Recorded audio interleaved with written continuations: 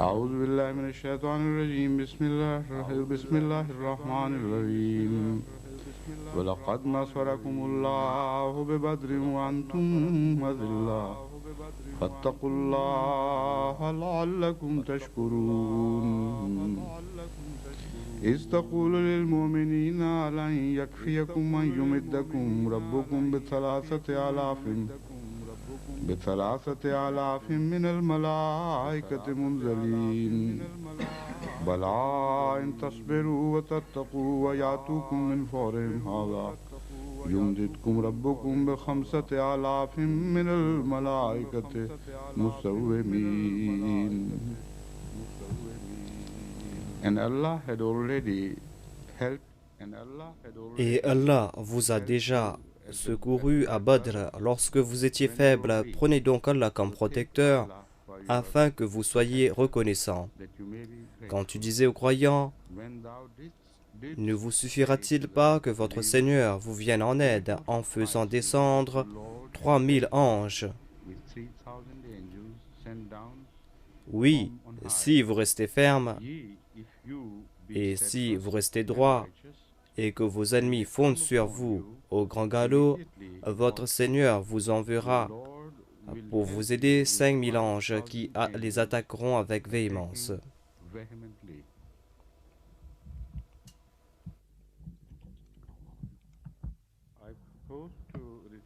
Je vais me tourner de nouveau vers le verset que j'avais mentionné hier, c'est-à-dire Wa'idh Radauta, c'est-à-dire le verset 122 de la sourate Al-Imran.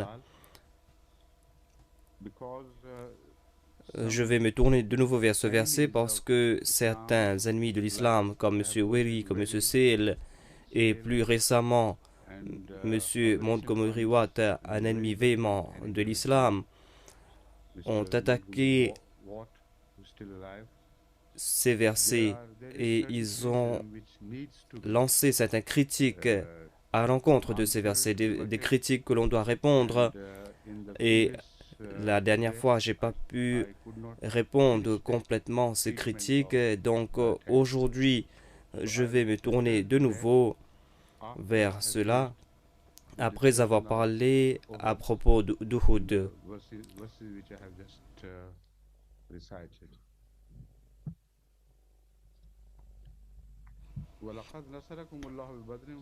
Comme je l'ai mentionné hier,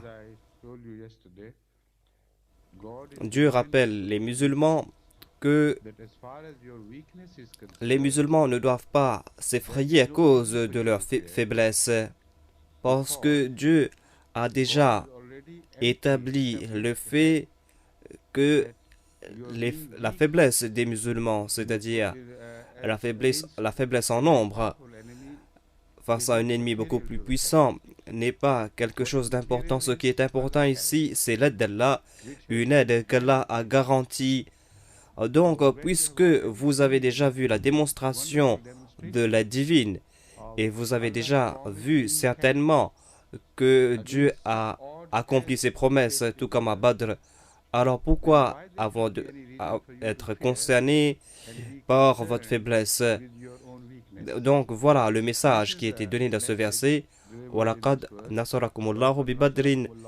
Dieu vous a déjà secouru à Badr. Dieu vous a accordé une grande victoire alors que vous étiez très faible, alors que vous étiez sans défense. Adilla signifie quelqu'un qui ne peut pas se défendre. Fattaqullaha la'allakum tashkurun. La force réelle réside en Allah et réside dans la crainte d'Allah. Vous ne devez pas craindre l'ennemi, mais vous devez craindre Allah. Donc, Dieu a mis ce terme Fattakullah en juxtaposition avec ce verset pour nous faire comprendre un point très important. C'est-à-dire, d'un côté, il y avait la crainte de certains musulmans, une crainte qu'ils avaient à propos d'une armée puissante, une armée qui était en plus grand nombre. Il y avait donc cette opposition féroce. Certains musulmans se sentaient faibles et ils se sentaient désemparés face à une armée. Donc ici, Dieu s'adresse à ces musulmans qui étaient faibles. Allah déclare que vous savez très bien que c'est la crainte d'Allah qui vous a protégé la dernière fois, au jour de Badr. Donc retournez vers la même source et utilisez la même recette. Tournez de nouveau vers la crainte d'Allah et vous ne devez pas entretenir d'autres peurs.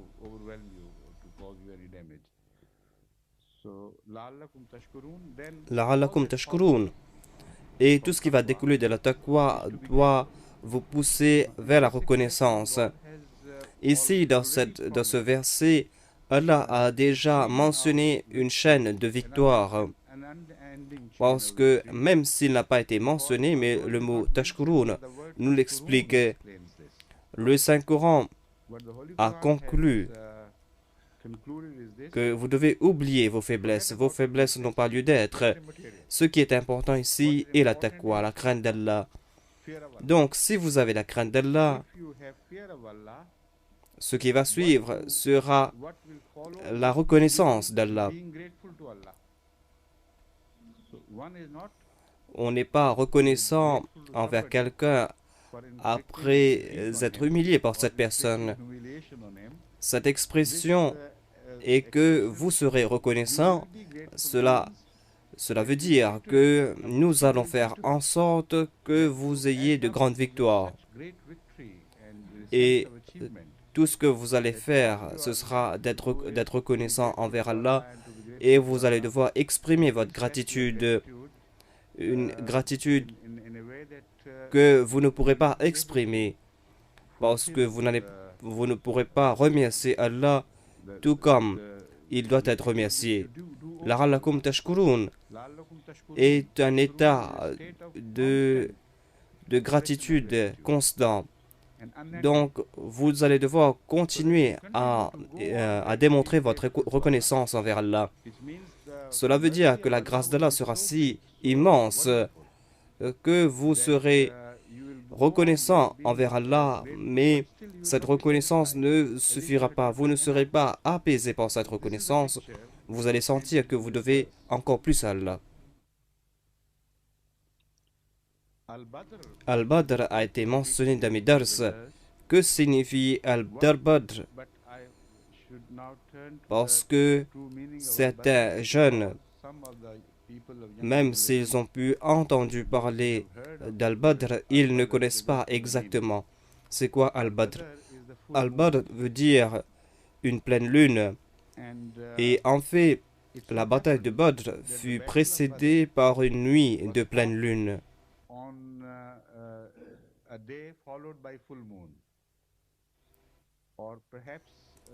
Je crois, je ne suis pas exactement sûr des détails, mais ce jour de la bataille de Badr était lié avec une nuit de pleine lune.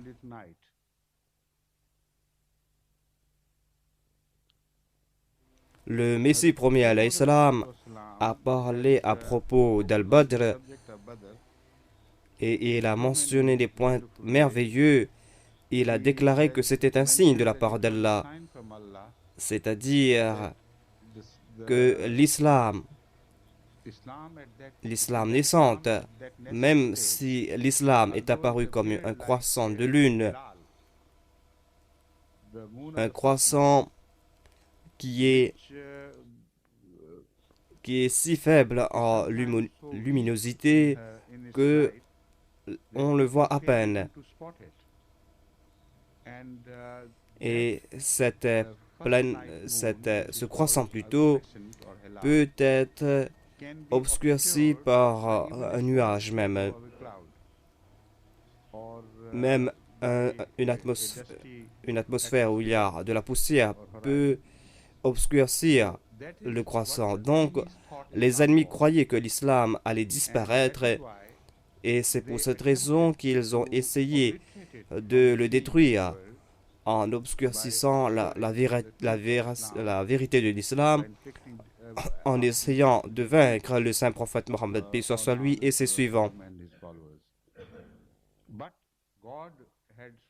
Mais Allah a fait en sorte que la bataille fut le jour fut le jour d'Al-Badr, c'est-à-dire que ce croissant va grandir et ce croissant va se transformer en pleine lune. Faites ce qui est en votre pouvoir, mais l'islam va grandir et l'islam aura la victoire. Le Messie premier l'islam a mentionné Al-Badr dans plusieurs de ses écrits et je ne vais pas répéter tout cela aujourd'hui, mais je vous conseille de lire les écrits du Messie premier l'islam à propos du mot d'Al-Badr et sa relation avec ce qui s'est passé exactement le jour de cette bataille.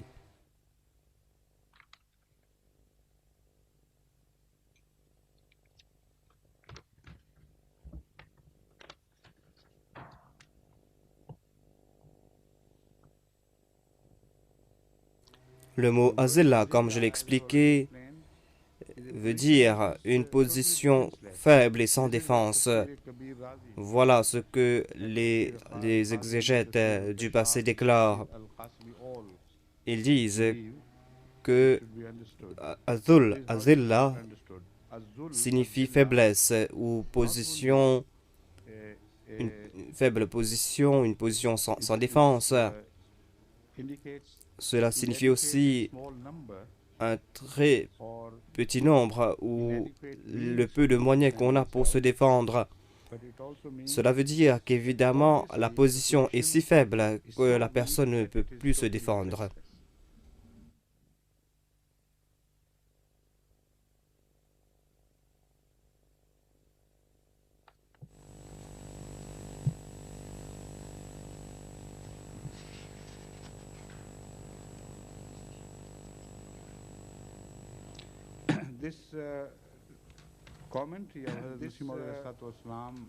Ce commentaire du Messie premier l'Islam à propos d'Al-Badr se trouve dans Khutba al-Hamiyya, le livre du Messie premier l'Islam.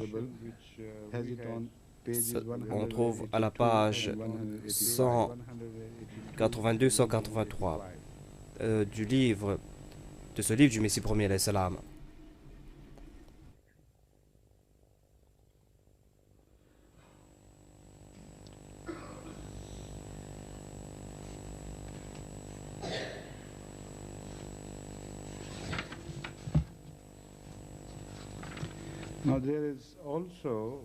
Il y a aussi plusieurs versets du Saint-Coran qui mentionnent les faits ou la bataille d'Al-Badr. Ces versets se trouvent dans la sourate Al-Anfal.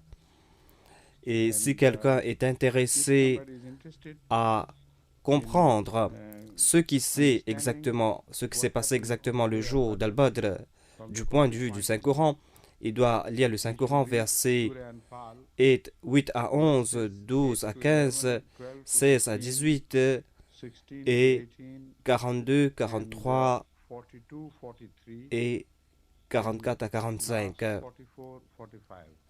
et 48 et 49. Donc, dans ces versets, le Saint-Coran a mentionné la bataille d'Al-Badr. Donc, si vous lisez ces versets, vous allez comprendre exactement ce qui s'est passé. Vous allez comprendre quelles étaient les conséquences de cette bataille aussi.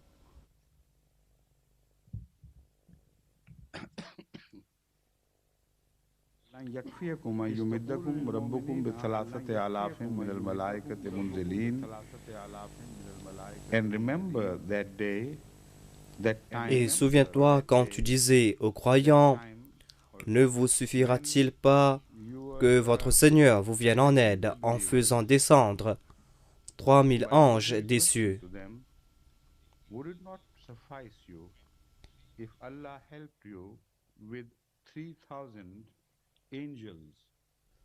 Munzalin signifie descendre des cieux. Ce verset est sujet à malentendu et beaucoup d'exégètes du passé n'ont pas compris exactement l'importance de ce verset parce que le concept des anges était tout à fait matériel. Ils ne croient pas exactement comme le concept de Devi Deota parmi les hindous, mais leur concept était proche de cela. Ils croyaient que les anges avaient, ou les anges ont une forme humaine ou ont des ailes. Il y a d'autres exégètes classiques qui ne sont pas d'accord avec cette interprétation, mais c'était la tendance de l'époque. C'est pour cette raison que les exégètes du passé croyaient que ces anges descendaient physiquement du ciel, c'est-à-dire que les anges avaient l'apparence des guerriers physiques, des- certains qui étaient montés sur des chevaux et certains qui étaient bien armés, bien équipés avec des armures. Donc, ils ont rapporté certaines visions que les musulmans ont vues, surtout durant la bataille de Badr. Et c'est pour cette raison que les commentateurs ont pensé ou ont déduit que ce verset où on a mentionné 3000 et 5000 anges, ces versets s'appliquent à la bataille d'Al-Badr et ces versets ne s'appliquent pas à la bataille d'Uhud.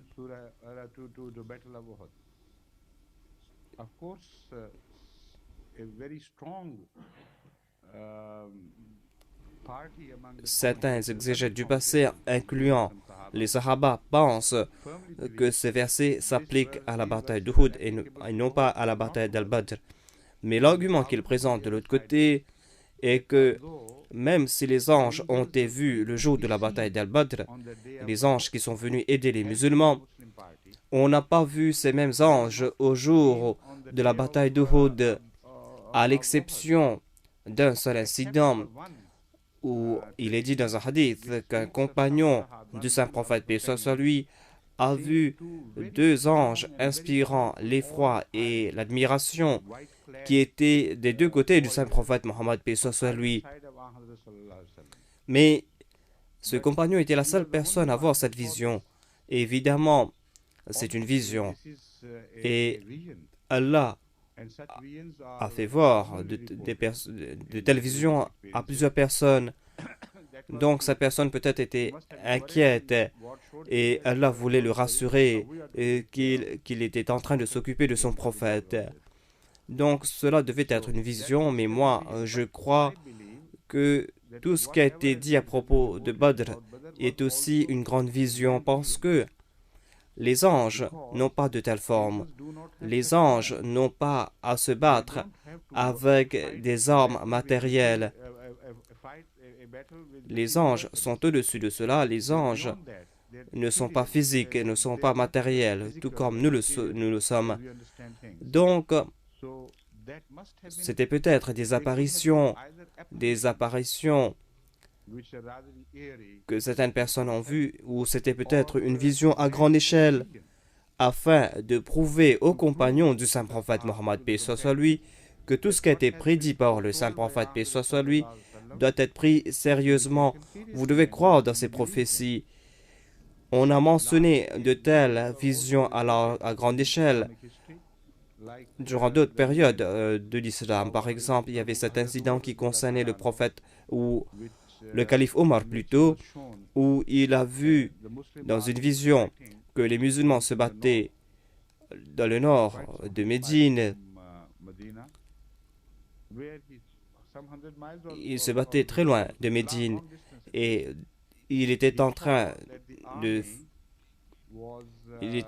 la mosquée et dans cette vision, il a vu que les musulmans étaient dans une position vulnérable. Donc, la meilleure position devait être de prendre position à côté de la montagne, tout comme les musulmans l'ont fait au jour de la bataille d'Uhud. Donc, alors qu'il faisait son discours dans la mosquée, il a vu cette vision, il a oublié son sermon et il a crié « Ya Sariyat al-Jabal » Ya Sariyat al-Jabal. Sariya était le nom de ce général musulman et il était en train de lui donner cette instruction, c'est-à-dire « Ô Sariya, prends position à côté de la montagne. Et toute l'armée a entendu cette voix, alors qu'ils étaient éloignés. Voilà ce qu'ils ont fait immédiatement, et ils ont pu mettre l'ennemi en déroute. Cela s'est passé à l'époque de Hadrat Umar, et certainement cela a pu se passer à l'époque du saint prophète Mohammed, paix soit lui, qui était la source de ces bénédictions. C'est pour cette raison que je veux vous expliquer cela, et je veux vous faire comprendre que tout cela n'était que vision, et ce n'était pas des anges physiques, parce que les anges aident différemment. Donc, si on n'a pas vu ces anges au jour de la bataille d'Uhud, cela ne signifie pas que les anges n'étaient pas là. Cela indique davantage que la présence des anges est spirituelle, et les anges ne sont pas physiques comme certaines personnes le croient. À la lumière de cela, l'on voit deux phases de la bataille, et ces deux versets donc mentionnent ces deux phases. La première phase, ce fut avec le premier contact entre les musulmans et l'ennemi, où ils ont mis l'ennemi en déroute et l'ennemi battait en retraite. Il est dit donc que Dieu est puissant. Dieu est puissant et Dieu peut vous aider avec 3000 anges. 3000 anges qui vont descendre. Même si, apparemment, les verbes sont au futur, mais ces versets ont été peut-être révélés après la bataille d'Uhud. Donc, ici, les verbes sont à l'île accomplie, je crois. Attendez un instant.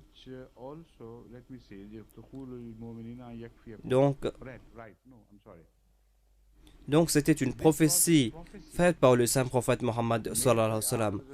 Il avait reçu une révélation avant la bataille. Quel sera le résultat de cette bataille?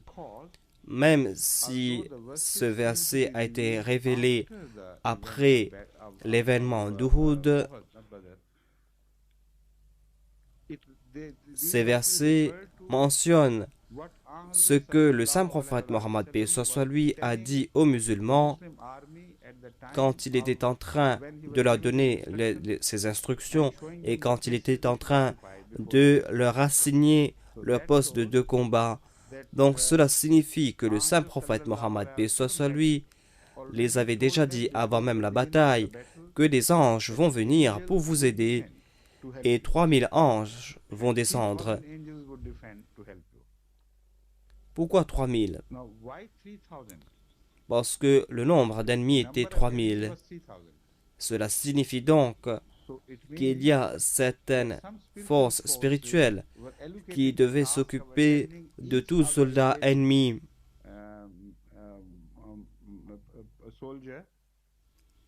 Je crois que ces anges ont affecté psychologiquement les soldats ennemis et ils ont peut-être ébloui les soldats ennemis. Mais le deuxième verset déclare qu'il y a eu un plus grand nombre d'anges.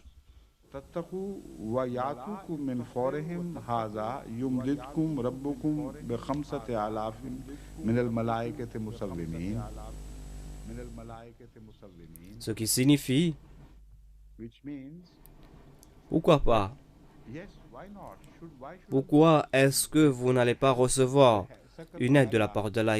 Pourquoi est-ce que cette aide ne vous sera pas suffisante? Si vous restez ferme et si vous faites preuve de patience et si vous générez en vous la crainte de Dieu, et même si vos ennemis vous prennent par surprise, si vos ennemis fondent sur vous au grand galop, votre Seigneur vous enverra pour vous aider 5000 anges. 5000 anges qui les attaqueront avec véhémence. des anges qui ont été manqués pour cette occasion. Donc, on est sûr et certain que le saint prophète Mohammed, paix soit sur lui, avait inclus ce message dans ses instructions qu'il a données avant la bataille. Parce que tous les exégètes musulmans ou non sont d'accord pour dire que si le Saint-Coran parle d'un événement à l'époque du saint prophète Mohammed, paix soit sur lui, on doit accepter cette déclaration telle qu'elle, parce que même les ennemis les plus véhéments de l'islam ont accepté ce principe-là. C'est-à-dire, si le Saint-Coran mentionne un fait à l'époque du saint prophète Mohammed, paix soit sur lui, si le Saint-Coran avait donné un rapport inexact, alors tous les suivants du saint prophète, paix soit sur lui, auraient compris que c'est un faux et ils auraient abandonné le saint prophète, paix soit sur lui, et abandonné l'islam. Donc il est dit qu'il est impossible pour que le Saint-Coran puisse dire quelque chose. Ils considèrent le Saint-Coran comme une fabrication, mais ils doivent accepter que quand le Saint-Coran mentionne un fait historique, ce fait est exact. Donc, à la lumière de ce principe, on doit admettre que même si après le saint prophète, paix soit sur lui, a mentionné cette instruction, voilà exactement ce qu'il avait déclaré. Donc, c'est une prophétie. Et je crois que cette prophétie s'est accomplie à la lettre à 2 reprises. Cette prophétie contient aussi la prophétie de la défaite temporaire des musulmans. Cette prophétie mentionne aussi la tristesse qui va accabler les musulmans et la douleur inimaginable des musulmans. Si vous lisez le tout, vous allez comprendre exactement ce que le Saint-Coran veut dire.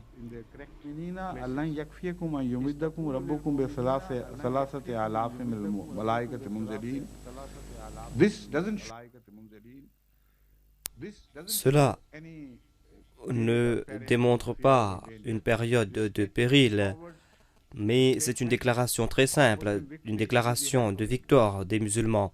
Et cela s'est passé exactement. Le deuxième verset déclare: après cette victoire qui allait se passer, un événement va demander de la patience, un événement va exiger une patience et une persévérance. Et cette patience était sine qua non, surtout quand ils ont entendu parler du décès du saint prophète Mohammed sallallahu alayhi wa sallam. Et plus tard, je vais mentionner les détails. Et il est dit que les musulmans ont fait preuve d'une grande patience. Ils ont fait preuve de persévérance malgré cette douleur inimaginable, malgré cette angoisse qui les a accablés. On ne peut pas décrire cette douleur. Je vais citer quelques incidents qui ont été mentionnés dans les hadiths. Ensuite, vous allez comprendre ce qui s'est passé exactement durant la bataille d'Uhud, surtout durant la deuxième phase, quand on a cru que le saint prophète, paix soit sur lui, est décédé. Il est déclaré ici que si vous restez ferme et droit, et si vous faites preuve de taqwa, alors certainement votre Seigneur vous aidera. Vous ne devez pas faire preuve de patience, mais vous devez aussi craindre Dieu et vous ne devez pas craindre votre ennemi, même si vous avez été pris par surprise. Min fawrikum hadha signifie qu'il y a une prophétie qu'après la première victoire, les musulmans seraient surpris et l'ennemi va causer des dommages aux musulmans. Mais dans des moments de crise, vous avez besoin d'aide, l'aide de Dieu. Et c'est pour cette raison que Dieu a déclaré ici qu'il va envoyer 5000 anges. Ensuite, plus tard, Dieu a expliqué cela davantage. Je vais mentionner ce verset qui a été repris, où il est dit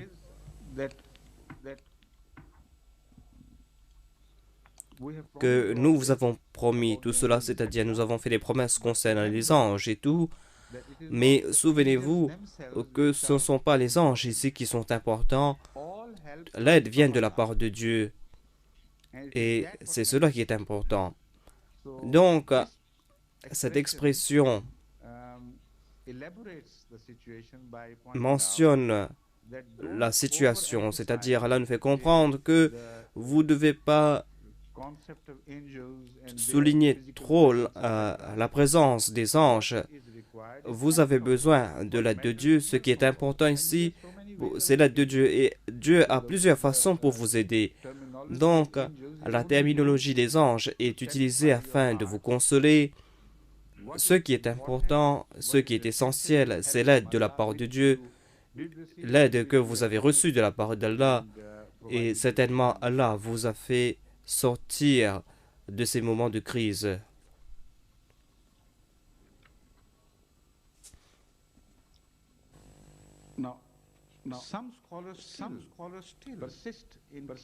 Certains exégètes déclarent que soit le verset précédent ou ces deux versets s'appliquent à la bataille de Badr, comme je l'ai mentionné, à cause de cette notion que des personnes ont vu des anges, alors qu'on n'a pas vu de tels anges au jour de la bataille d'Uhud.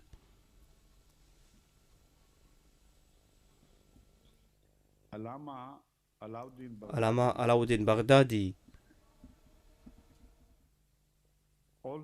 a le même point de vue.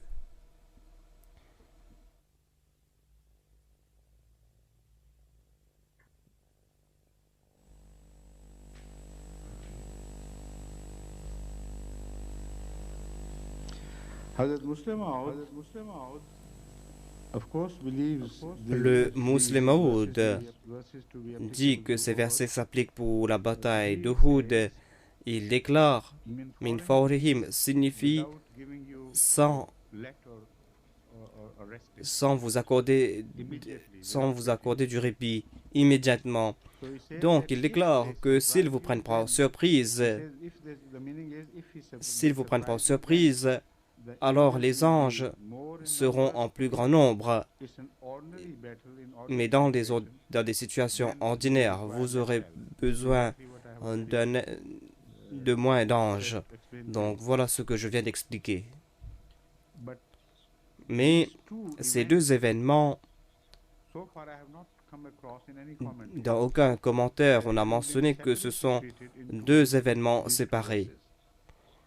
Après avoir expliqué tout cela, vous comprenez que ces deux versets étaient des prophéties de ce qui allait se passer au jour de la bataille d'Uhud.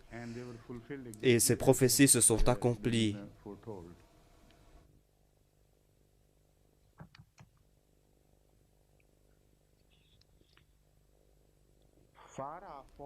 Farah Fawran, selon Taj al-Urus, à lexique arabe, cela signifie jaillir avec force.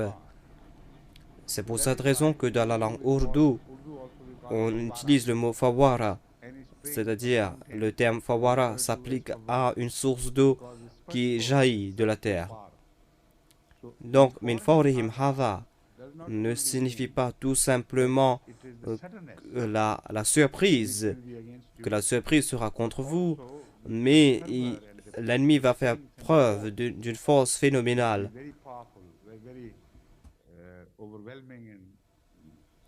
Et cette force peut vous effrayer.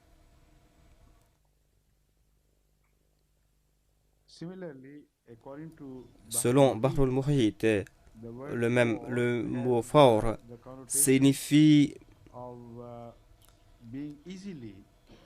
irascibilité, ou être irascible. Le fait que quelqu'un se mette en colère rapidement. Donc, Fawrihim a cette connotation. Je crois qu'ils ont été ils étaient irascibles à cause de la première défaite. C'est pour cette raison qu'ils sont retournés vers les musulmans avec vengeance et ils ont pris les musulmans par surprise. À propos de l'enfer, le Saint-Coran a utilisé la même expression dans la sourate 67, verset 7, qui signifie que l'enfer va bouillir de rage.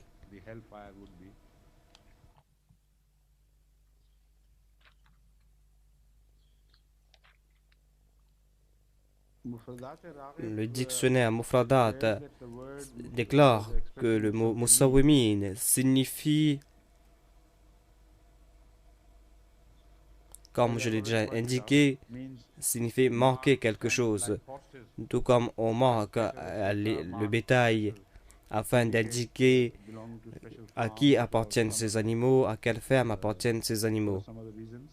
Donc, ces anges ont été manqués spécifiquement pour cette période.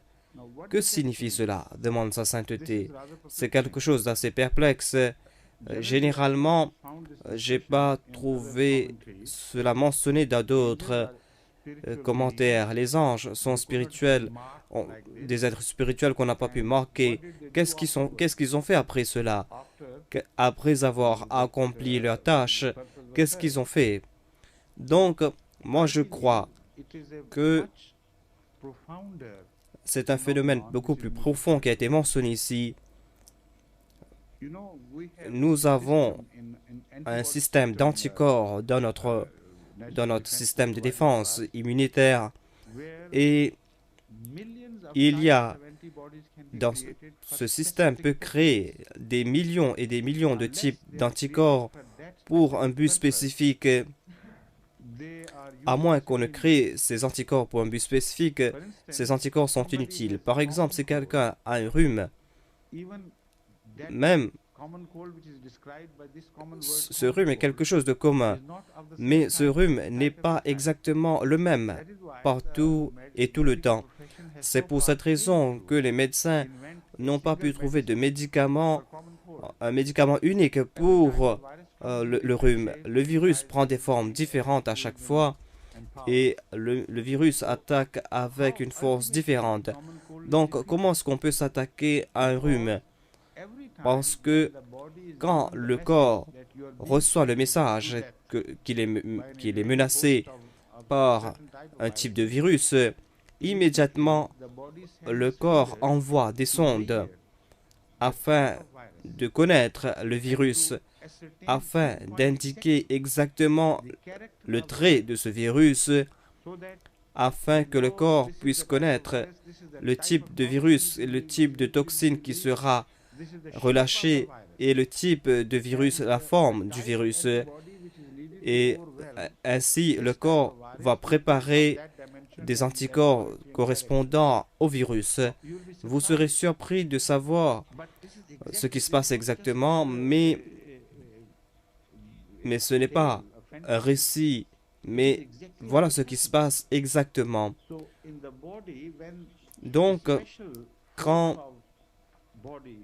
des anticorps sont entraînés afin de partir en reconnaissance, et ces anticorps ne se battent pas contre ces virus, mais ils sont là comme des espions afin de mesurer les capacités de ce virus et ils le font à la perfection et ensuite ils envoient le message aux industries où on va produire les armes et on va aussi produire les soldats. Généralement, le corps n'a pas ces soldats ou ce grand nombre de soldats afin de faire face à de telles attaques. Mais chaque situation est différente et à chaque situation, le corps produit des soldats différents.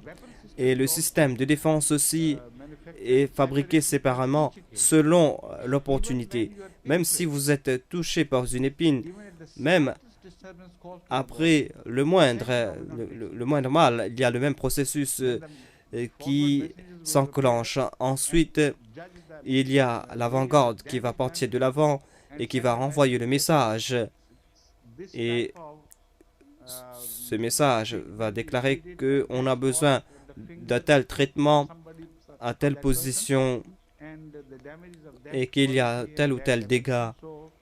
Donc là, on ne doit pas avoir trop de réactions.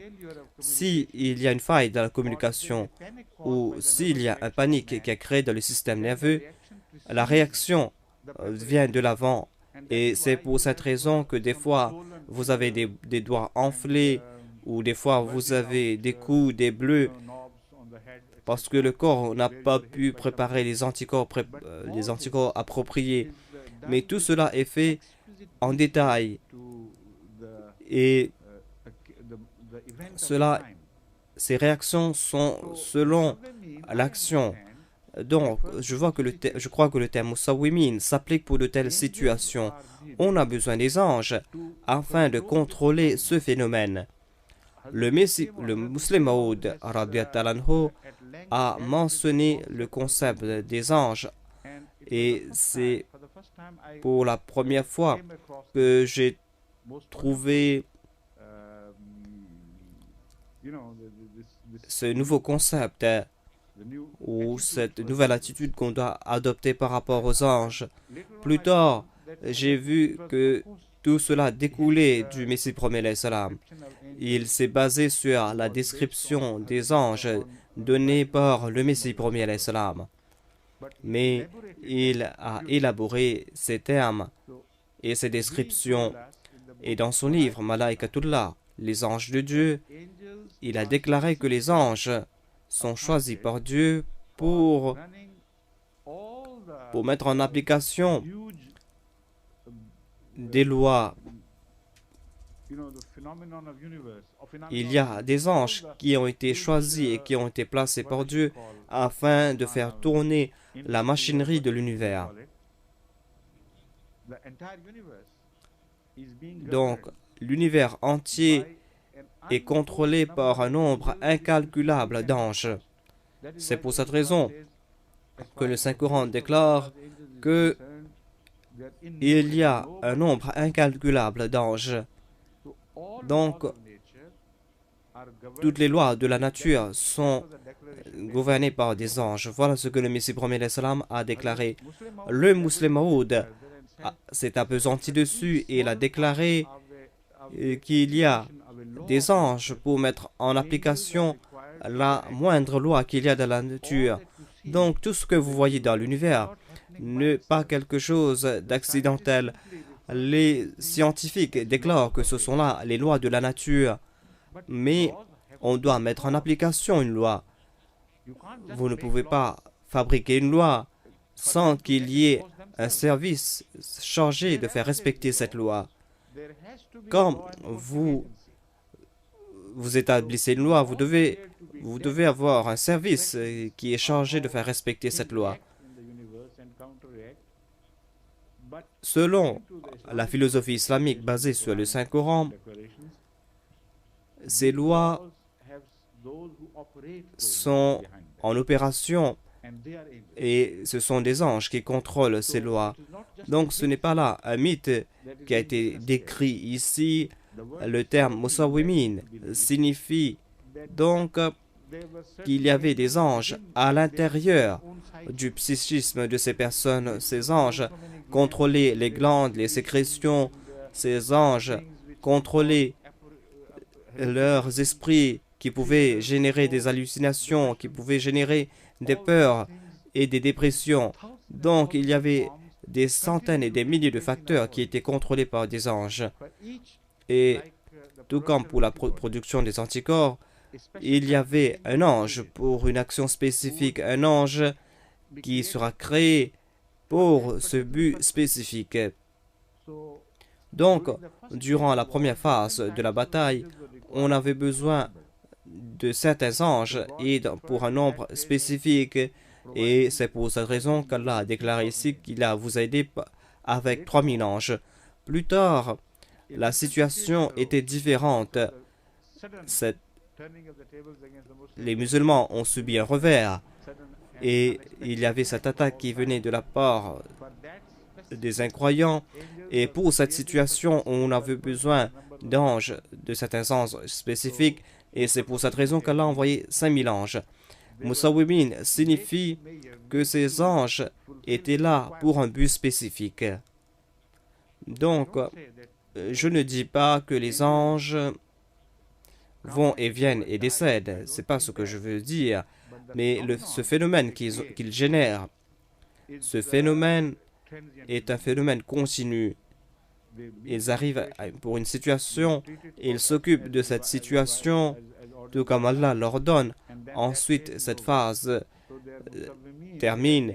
Cela veut dire que Musawwimin veut dire qu'ils ont été créés et ils étaient équipés pour cette situation spécifique. Et c'est pour cette raison donc que malgré le fait que l'ennemi avait toutes les opportunités de détruire complètement les musulmans, ils n'ont pas pu le faire. Ils se sont précipités vers la Mecque. Et quand je vais citer ce que M. Watt et les autres ont dit, vous allez sentir leur manque de compréhension. Il y a quelque chose qui les tracasse. On voit un certain désarroi. Vous allez voir qu'ils déclarent pourquoi est-ce que les incroyants ne se sont pas approchés du saint prophète. Pourquoi est-ce qu'ils n'ont pas pu les tuer? D'un coup, après leur attaque, ils ont décidé d'abandonner le champ de bataille et ils se sont retournés vers la Mecque malgré la longue préparation de cette bataille. Donc tout cela ne peut pas être expliqué par leur venin.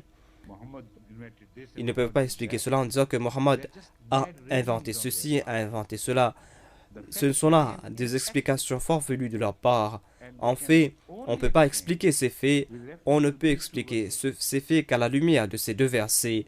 C'était une prophétie faite par le Saint-Coran, faite par le Saint-Prophète, paix soit sur lui plutôt, une prophétie qui a été mentionnée dans le Saint-Coran. Donc, cette prophétie a été faite avant la bataille. Et cette prophétie s'est accomplie exactement comment le Saint-Prophète l'a décrit. Et sinon, si Allah n'avait pas aidé les musulmans, cela aurait été impossible pour les musulmans.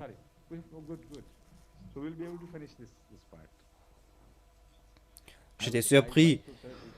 Je croyais que le temps est... Je croyais qu'on n'avait plus le temps, dit sa sainteté. Which verse did we treat? 126? 126? Now is the 126. Now is the turn for 127.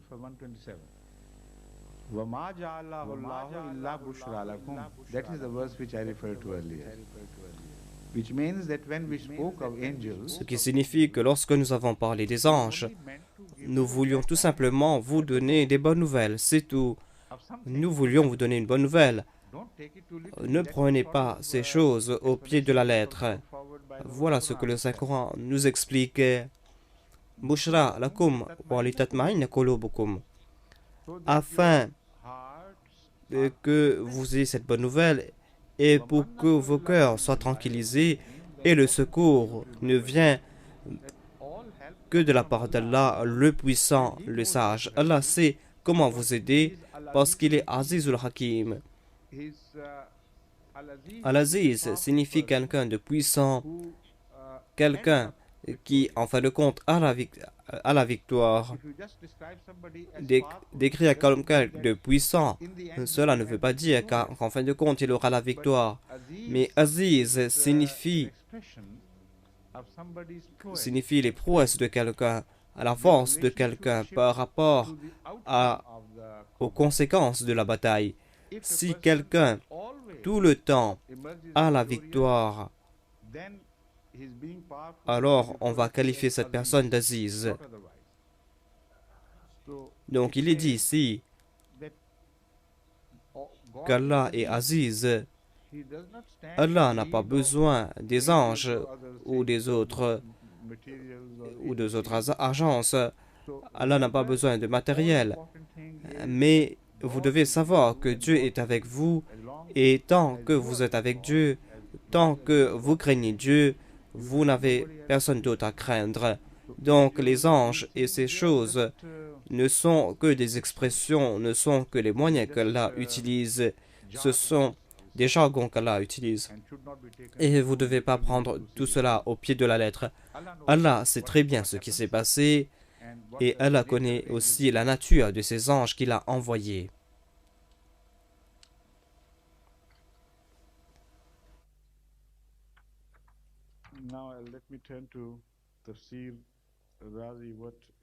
Je vais me tourner vers le tafsir de l'imam Razi.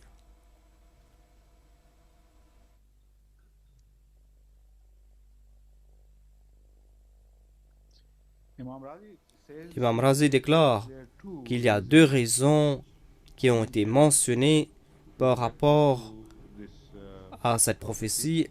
La première raison en est afin de vous plaire, afin de vous rassurer de la victoire, afin que vous ne fassiez pas preuve de couardise.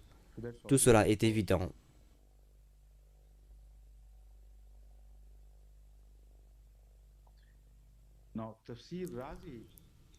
Je respecte l'imam Razi parce qu'il est un exégète qui va à la profondeur des choses, alors que les autres n'arrivent pas à atteindre ces profondeurs. Il a mentionné le fait que j'ai mentionné auparavant.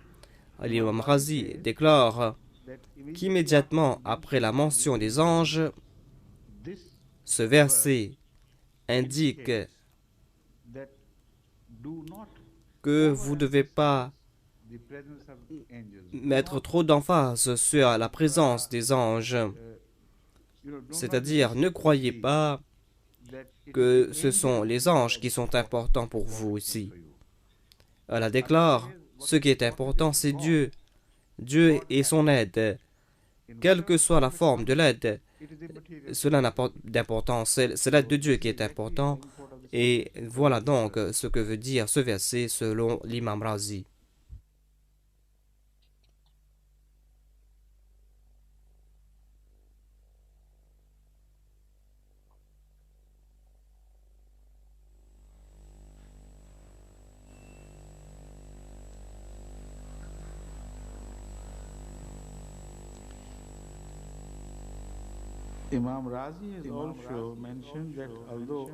L'imam Razi a aussi mentionné que deux attributs de Dieu ont été mentionnés ici, Al-Aziz, Al-Hakim.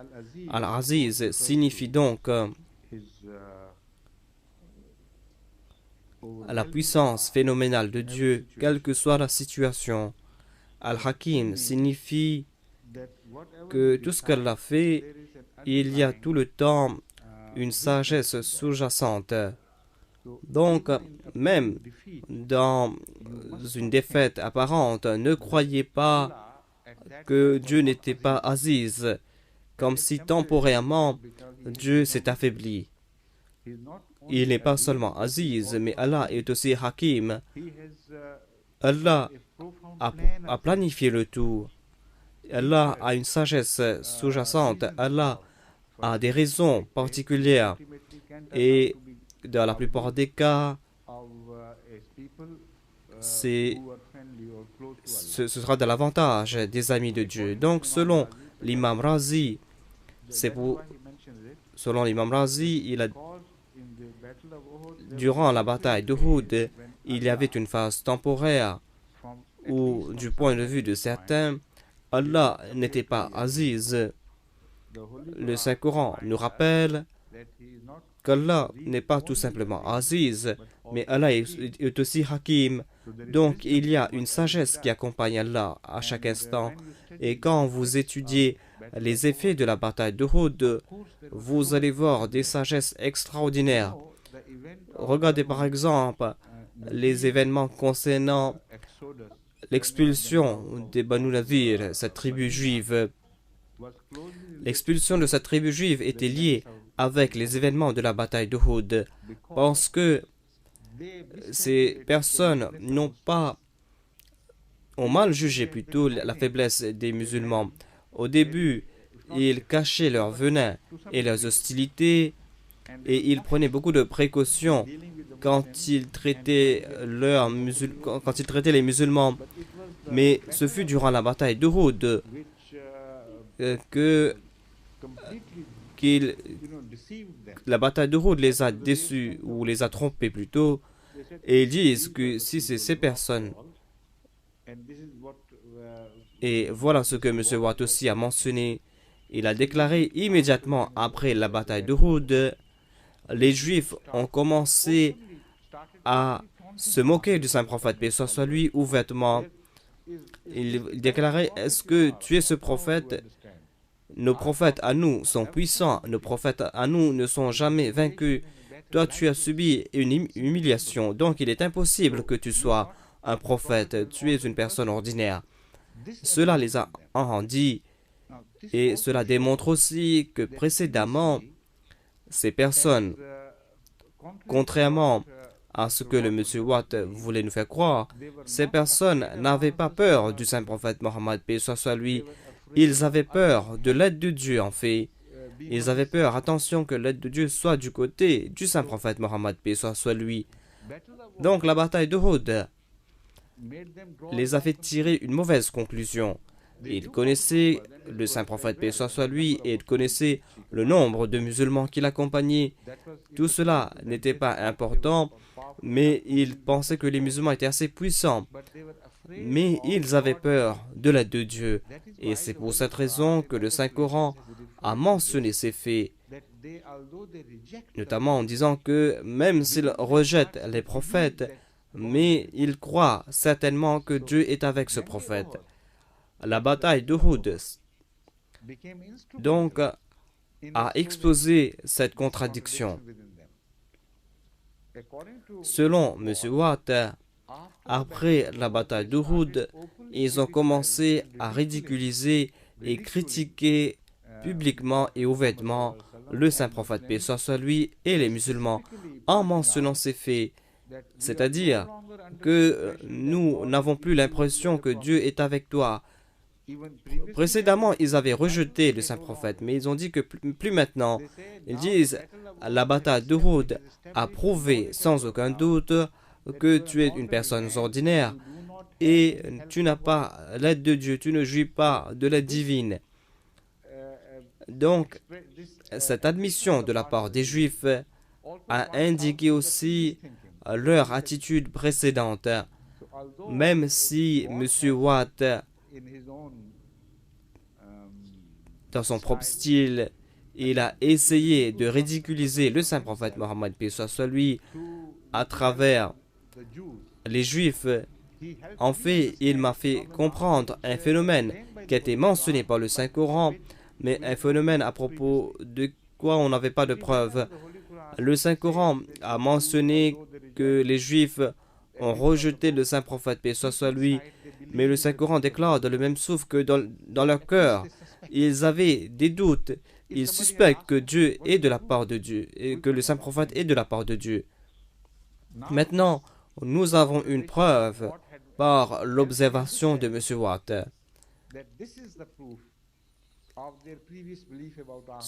Cet argument de M. Watt nous fait comprendre que c'était ça l'attitude des Juifs. Donc, une fois qu'il n'y avait plus cette crainte de Dieu par rapport aux Juifs, après la bataille d'Uhud, ils pensaient que Dieu n'était plus avec le saint prophète, paix soit lui, donc ils se sont enragés et en fin de compte, ils ont commencé à défier l'islam ouvertement. Ils ont commencé à faire preuve ils ont commencé à se rebeller contre le saint prophète, paix soit lui. En fin de compte, le saint prophète a dû les attaquer parce que ces personnes ont violé le pacte de Médine. C'est pour cette raison qu'ils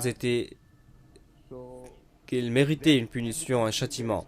Et en fin de compte, on les a expulsés de Médine. Donc voilà une des victoires de la bataille de Uhud. Quand le Saint-Coran déclare « Wallahu Azizun Hakim », cela signifie que vous êtes hâtifs. Vous croyez que Dieu doit démontrer ses pouvoirs, ses puissances à chaque instant, sans planifier l'avenir. Mais même après cette défaite temporaire, Dieu a d'autres sagesses, ces sagesses qui seront révélées plus tard par les phénomènes qui seront démontrés plus tard. Donc, cet événement a laissé pour nous deux fruits. Les Juifs ont été exposés, ils ont dû confesser qu'avant la bataille d'Uhud, le rejet du saint prophète, paix soit sur lui, n'était pas justifié. Parce qu'en leur fort intérieur, ils suspectaient que le saint prophète, paix soit sur lui, était un homme de Dieu. Voilà un des fruits de la bataille d'Uhud. Et le deuxième fruit est le fait que leur animosité et leur hostilité a monté à la surface. Ils ont commencé à défier le saint prophète, paix soit sur lui. Conséquemment, ils ont été expulsés de Médine.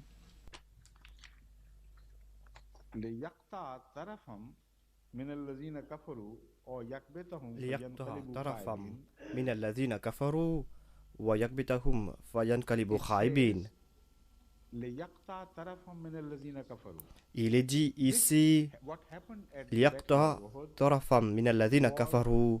ce qui s'est passé au jour de la bataille d'Uhud était afin d'atteindre deux objectifs. Tout d'abord, afin de déraciner ou afin de détruire une partie de l'ennemi, une partie de ceux qui ne croient pas. Et deuxièmement, liyakbitahum fayankalibu. Comment est-ce qu'on a traduit le terme yakbita dans la langue anglaise? Demande sa sainteté. Nikbat signifie disgrâce et humiliation, un état de désespoir. Donc je vais me tourner vers la traduction anglaise, dit sa sainteté.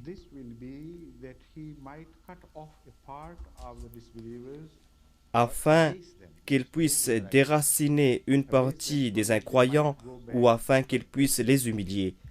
Donc, yakbata signifie humilier. Donc, la sagesse qui a été employée par Dieu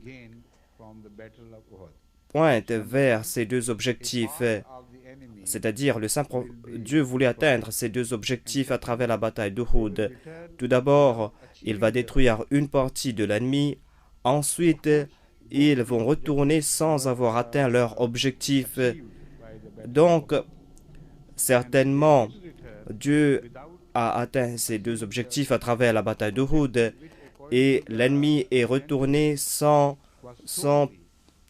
atteindre leur objectif. Et d'après les orientalistes, l'objectif des Qurayshites était de tuer le saint prophète Mohammed, paix soit sur lui, et afin de terminer l'islam, afin de tarir la source même de l'islam. Donc,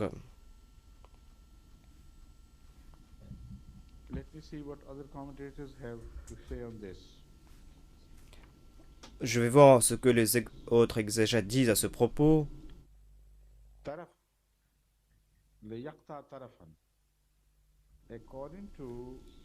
Taraf liyaqta'a tarafan.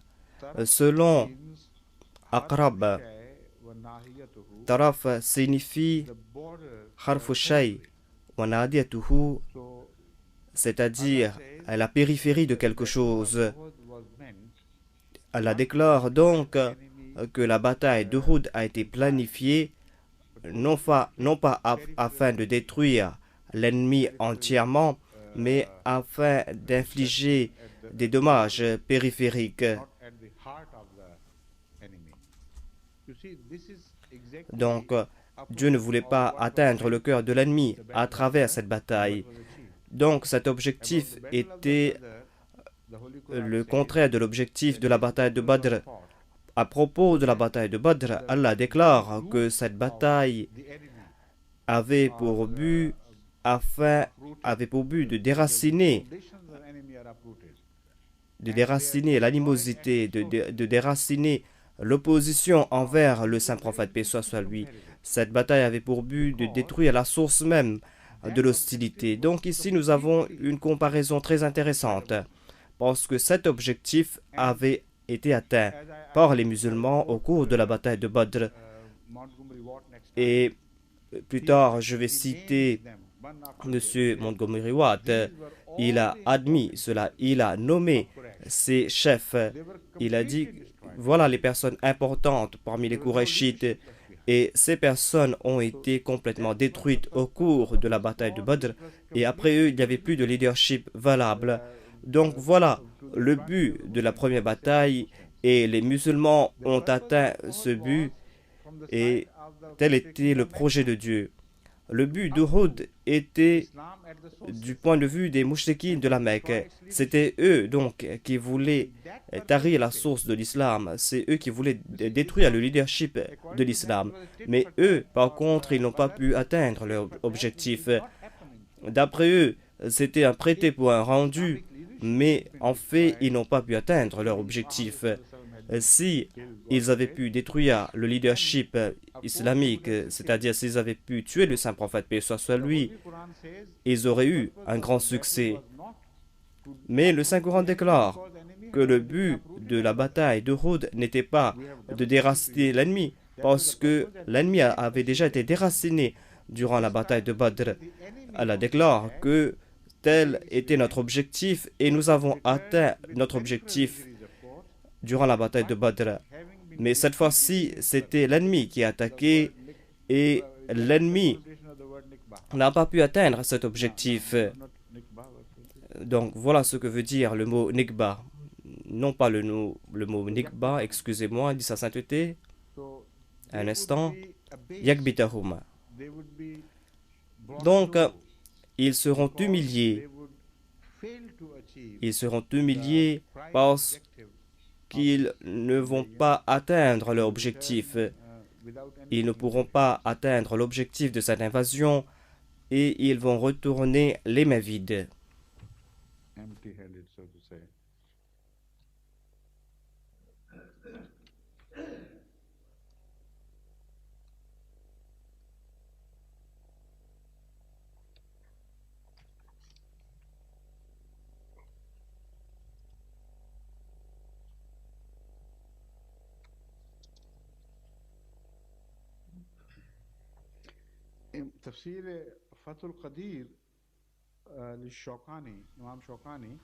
Dans le tafsir Fathul Qadir, l'imam Shawkani a lié ces deux événements. Je viens de lire cela et je suis surpris de voir que l'imam Shawkani aussi a tiré la même conclusion. C'est-à-dire qu'ici, dans ce verset, Allah était en train de comparer l'objectif de Badr. Dans la première bataille, les musulmans ont atteint leur objectif, mais dans la deuxième bataille, les Qurayshites n'ont pas pu atteindre leur objectif. Donc, j'ai déjà parlé à propos des choses qui ont été mentionnées ici. ليس لك من الأمر شيء أو يتوب عليهم أو يعذبهم فإنهم ظالمون.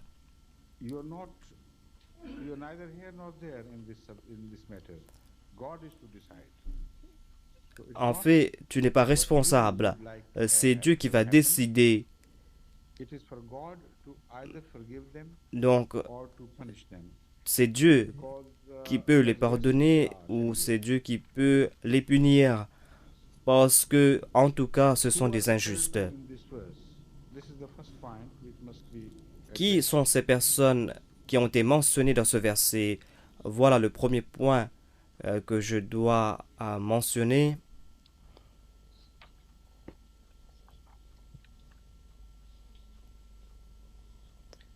Different explanations have been forwarded. Les exégètes ont présenté différentes Those explications. who consider this verse applicable to the events of Uhud Ceux qui considèrent que ce verset s'applique aux événements de la bataille d'Uhud, Imam Shawkani, incluant ici l'imam Razi, imam Shawkani, Allama Qurtubi et les autres. Allama Alauddin, the Ils disent donc que ce verset s'applique pour la bataille d'Uhud. al-Khazin, Mais Allama Alahuddin, to apply l'auteur du Tafsir al-Khazim, the incident of Be'er déclare que ce verset s'applique à un autre incident. Il déclare que ce verset s'applique à l'incident de Be'er Mauna, où les kuffars, les incroyants, who had ont memorized the Holy assassiné 70 Huffaz du Coran, 70 compagnons du Saint-Prophète, paix soit sur lui, qui avaient mémorisé le Saint-Coran. Ils avaient tué 70 à part un, je crois qu'il y avait un ou deux musulmans during the qui avaient eu la vie sauve. Je crois un a pu s'échapper durant l'attaque et l'autre musulman avait la vie sauve à cause de ses liens avec une des tribus, je crois. En tout cas, un ou deux musulmans avaient la vie sauve, mais les autres ont été tués sans pitié. Ils ont été tués sans pitié et de sang-froid. Imam Alahuddin déclare donc que ce verset s'applique à cet incident.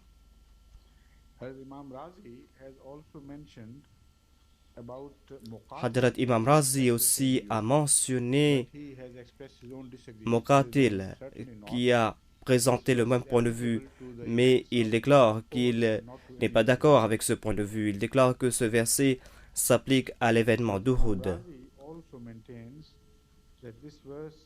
Mais l'imam Razi aussi maintient son point de vue. Il déclare que ce verset est à propos des principes qui s'appliquent à la sainteté et à la chasteté de tous les prophètes de Dieu.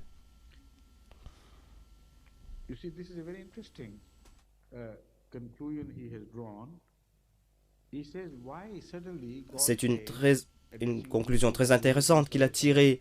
Il déclare pourquoi est-ce que Dieu, en s'adressant au saint prophète paix soit sur lui, a-t-il déclaré que c'est Dieu qui va s'occuper de ces personnes et que le saint prophète paix soit sur lui n'a rien à faire avec ces personnes. C'est Dieu qui va décider du châtiment de ces personnes. L'imam Razi déclare donc que le meurtre de Hadrat Hamza, qui était un oncle du saint prophète paix soit sur lui, et la mutilation de Hadrat Hamza, et ensuite le fait que Hind a consommé une partie de son foie pour exprimer sa haine et sa vengeance et son courroux. Donc le meurtre de Hamza et ce traitement inhumain qu'il a reçu a attristé le saint prophète Mohammed paix soit lui, et il se peut que le saint prophète a pensé réagir à cet acte inhumain et peut-être qu'il avait un plan pour causer de tels dommages à ses ennemis. L'imam Razi dit que peut-être ce verset s'applique à cet incident, mais Allah déclare que nous allons prendre les choses entre nos mains. Ensuite, c'est à Dieu de les pardonner ou de les châtier. Si vous acceptez le point de vue de l'imam Razi, cela voudrait dire que peut-être Dieu a montré son déplaisir par rapport au sentiment et à la réaction du saint prophète paix soit sur lui. Dieu subtilement a démontré son déplaisir. Dieu a peut-être déclaré que nous allons pardonner, peut-être toi que tu vas pas pardonner. J'accepte pas ce point de vue, dit le calife, parce que le saint prophète paix soit sur lui était indulgent et pardonnant Et un autre événement plus tard prouve que cette conclusion de l'imam Razi est inexacte, parce que si le saint prophète, paix soit sur lui, avait accepté ce point de vue, c'est-à-dire qu'il ne doit pas démontrer son courroux et qu'il ne doit pas châtier ces criminels qui ont exprimé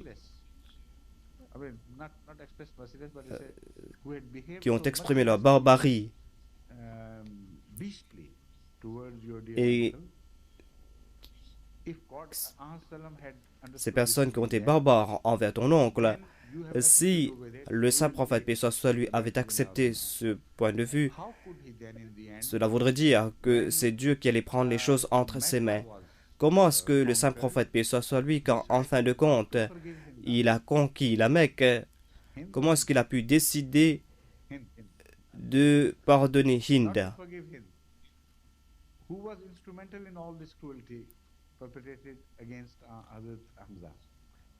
Qui avait causé toute cette barbarie contre Hadrat Hamza? Donc, si ce verset s'applique pour cette situation, le saint prophète, paix soit sur lui, l'aurait compris plus que l'imam Razi. Alors, il aurait été impossible pour lui de décider que Hind doit être tuée pour ses crimes durant la bataille d'Uhud. Ensuite, ce qui suit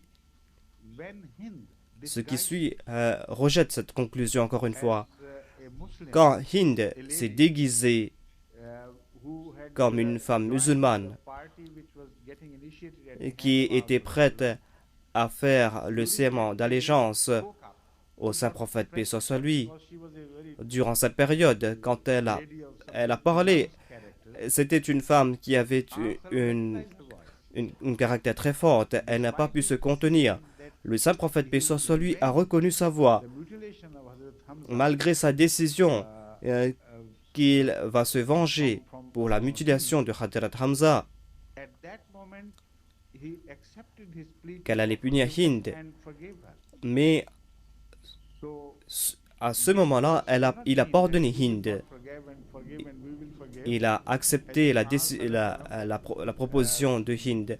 Donc, ce verset ne veut pas dire donc que le saint prophète, paix soit sur lui, avait atteint les limites même de sa pitié, qu'il était impossible pour lui de pardonner ses ennemis.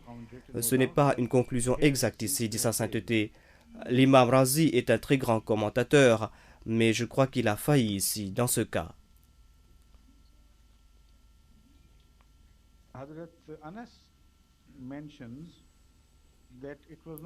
Hadrat Anas mentionne le fait que ce verset ne s'appliquait pas à Hadrat Hamza, mais c'est à cause des blessures que le saint prophète, paix soit sur lui, avait subies. Ses dents ont été blessées, il a perdu quelques dents à cause d'une pierre qu'on lui avait lancée. Hadrat Anas déclare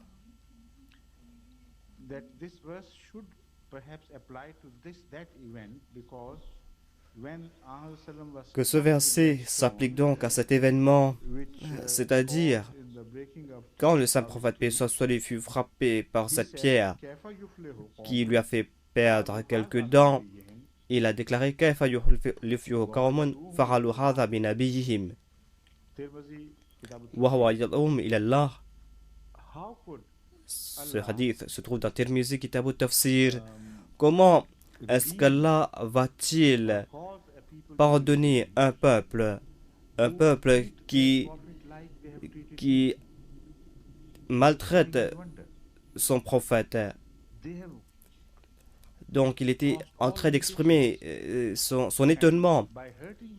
Ils avaient dépassé toutes les limites et en me blessant, ils ont prouvé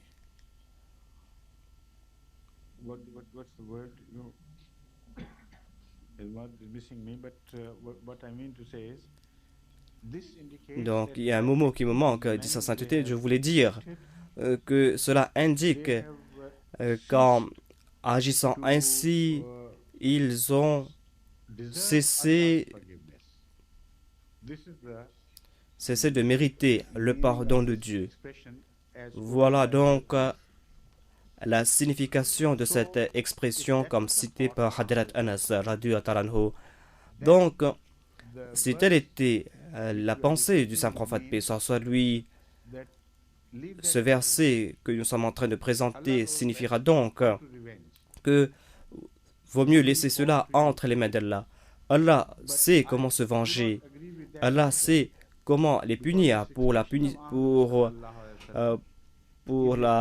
blessure qu'ils t'ont infligée. Mais je ne suis pas d'accord avec cela parce que l'expression du saint prophète, paix soit lui, était une expression générale, c'est-à-dire il était en train d'exprimer le fait qu'il était sans défense, qu'il ne pouvait pas les empêcher de s'attirer la colère divine. Il ne voulait pas exprimer ici son satisfaction que maintenant ils se sont attirés le courroux divin, mais ici c'est une expression de pitié.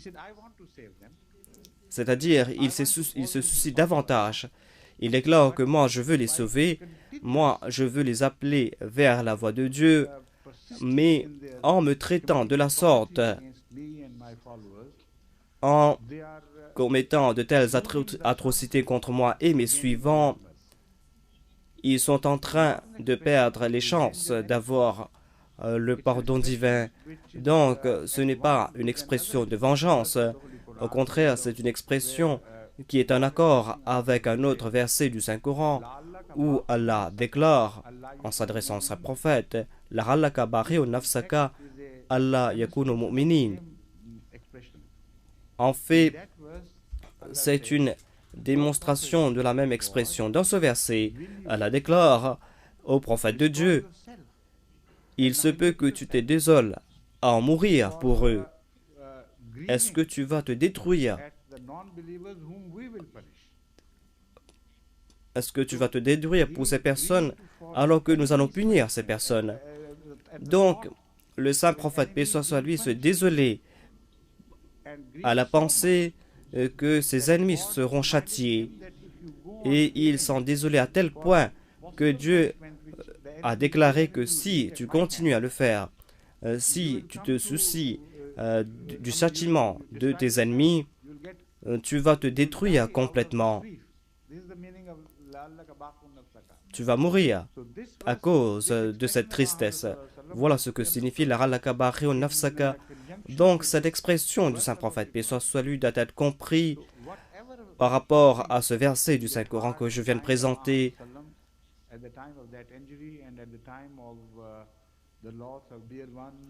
Tous les sentiments du saint prophète, paix soit lui, après qu'il a été blessé et après avoir vu la perte de Hadrat Hamza, tous ces sentiments n'étaient pas des sentiments de vengeance. Il n'était pas en train de fomenter des plans afin de se venger, afin de châtier ces coupables à cause de leurs crimes. Mais ces pensées ont été exprimées dans ce verset, dans cette parole qu'il a répétée. C'est-à-dire, comment en fin de compte ils seront guidés vers le droit chemin? Comment est-ce qu'ils vont comprendre la vérité? Comment est-ce qu'ils seront guidés vers la vérité s'ils ont dépassé toutes les limites? Donc le saint prophète, paix soit lui, se souciait de ces personnes. Il ne voulait pas se venger et ne se souciait guère de ses blessures. Mais il croyait et il avait peur, attention, qu'à cause de cette blessure, ses ennemis s'écartent davantage du droit chemin et qu'ils soient punis par Dieu. Donc, je vais m'arrêter là, ici, dit sa sainteté, et la prochaine fois, je vais parler à propos de ce verset à la lumière des commentaires des orientalistes. Ensuite, on va se tourner vers les autres versets suivants. the verses we have finished already should be followed not by the next verse in order, but by the same verse which I referred to earlier. Donc sa So that I can sainteté est en request train you de donner to des send instructions au secrétaire of privé Battle of Uhud by the et il demande au secrétaire hostile privé orientalist. d'arranger les versets Then afin after that qu'il we'll turn puisse to the présenter la prochaine fois les commentaires des orientalistes à propos de la bataille de Uhud.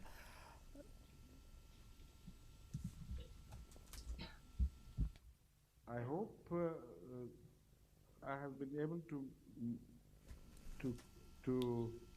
J'espère que j'ai pu clearly the difficulty I j'ai face pu is there are so m'exprimer many distinctement. beings here, there are so many Ma young difficulté est people qu'il y a who are parmi not, vous des jeunes who qui have not read even the rudiments of Islamic history and ne savent pas grand-chose à propos de some l'islam, don't understand even the à Holy propos de Quran. l'histoire islamique plutôt, I doubt if et certains ne comprennent même pas peut-être le who can Saint-Coran. read with translation the Holy Il y a Quran. peu parmi vous qui lisent la traduction du Saint-Coran. There are few, very few, Peut-être que certains lisent la traduction du Saint-Coran, mais je crois qu'il y a très peu parmi vous qui lisent attentivement le Saint-Coran, qui lisent la traduction pour essayer de comprendre le Saint-Coran. Donc, quand je commente sur ces versets, je me sens toujours un peu embarrassé parce que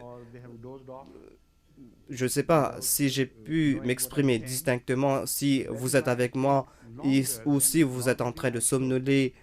C'est pour cette raison que je prends beaucoup de peine. Apparemment, j'ai dit certaines choses, mais je continue à répéter ces choses parce que sur certains visages, je vois une certaine confusion. C'est pour cette raison que j'essaye de prendre ces personnes avec moi au lieu de les abandonner derrière. Donc, ceux qui ont l'esprit fin et ceux qui ont une connaissance beaucoup plus profonde doivent être avec moi et doivent comprendre mes difficultés et ils ne doivent pas s'ennuyer à cause de ces répétitions.